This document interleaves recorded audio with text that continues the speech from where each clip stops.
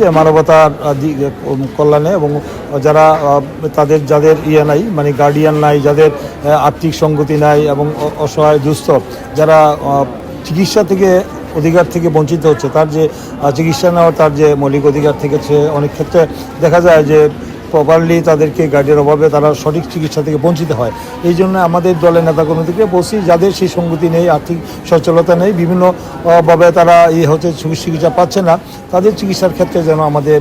নেতাকর্মীরা তাদের খোঁজখবর নেয় এবং তাদেরকে আর্থিক সহায়তা, তাদের আদার্স যে সমস্যাগুলি আছে সেগুলা আমাদের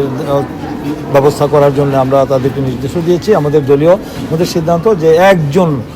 মানে মানুষও যেন বিনা চিকিৎসা মৃত্যুবরণ না করে এবং সবার জন্য মানে স্বাস্থ্যের থেকে সরকারি মানে যে তাদের যে পরিচালনা হচ্ছে হাসপাতালে, সেখানে যেন একজন নারী বা পুরুষ বা শিশু যারা এখানে রোগী হয়ে ভর্তি হয়, পেশেন্ট আসবে, সবাই যেন সুচিকিৎসা পায় আর কি, তারা যেন কোনো রকম বৈষম্যের শিকার না হয়। এটা আমাদের নীতি আর কি। এই খবরটা যখন আমি আমার ছাত্রদলের আমাদের যারা নেতাকর্মী যারা আছেন, বিশেষ করে আমাদের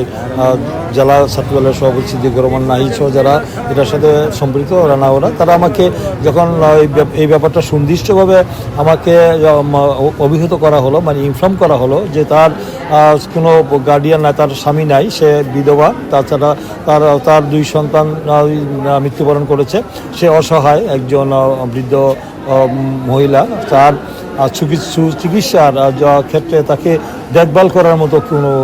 নাই,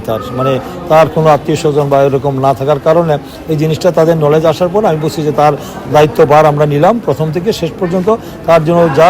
আনুষঙ্গিক তার যা সাপোর্ট যা লাগে আর কি, আর্থিক সাপোর্ট থেকে শুরু করে চিকিৎসার জন্য যত রকম মানে তার হেল্প সহযোগিতা লাগে, এই অসহায় এবং এই তার যে বয়স্কজনিত কারণে তার যে আজকে এই অবস্থা হয়েছে, তাকে যদি আমরা